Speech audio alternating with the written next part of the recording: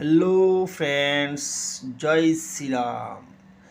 আজকে যে ভিডিওটা হলো আমাদের কিন্তু বেশি দিন আর নেই, মাঝখানে সির্ফ একদিন আছে আমাদের সেই রামচন্দ্র দেবের অযোধ্যাতে যে রাম মন্দির উদ্বোধন হচ্ছে।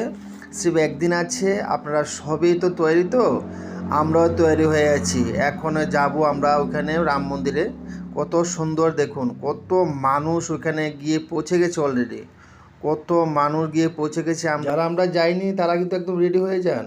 একদিন বাকি, মাঝখানে দেখুন কত সুন্দর, অনেক মানুষ গিয়ে পৌঁছে গেছে। আশা করি আপনারা সবে যাবেন, সবে এখানে অ্যাটেন্ড করবেন। আমাদের অযোধ্যাতে রাম মন্দির যে উদ্বোধন হচ্ছে সামনেই, আর একটা দিন বাকি, মাঝখানে একদিন বাকি আছে আমাদের। খুবই সুন্দর একটা দিন আমাদের আসছে। আমরা সবেই ওখানে যাব, আশা করি সবেই যাব।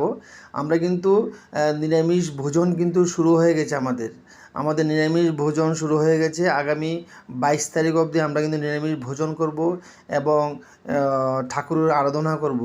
শ্রী রামচন্দ্রজির আরাধনা করে আমাদের ওই দিন আমরা সবই পূজা করব, পাঠ করব। আমরা ওই দিনে 22 তারিখ, 22/1/2024 আমরা ওইখানে পূজা করি। দেখুন এখানে হনুমানজি কতগুলো এসে পৌঁছে গেছে অলরেডি।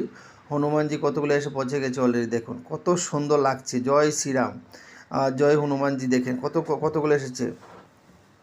আপনারা কিন্তু নিশ্চয়ই অ্যাটেন্ড করবেন। আশা করি আমার ভিডিওটা যারা ভালো লাগছে নিশ্চয়ই একটা লাইক, এটা সাবস্ক্রাইব করবেন। Thank you my video. জয় শ্রীরাম।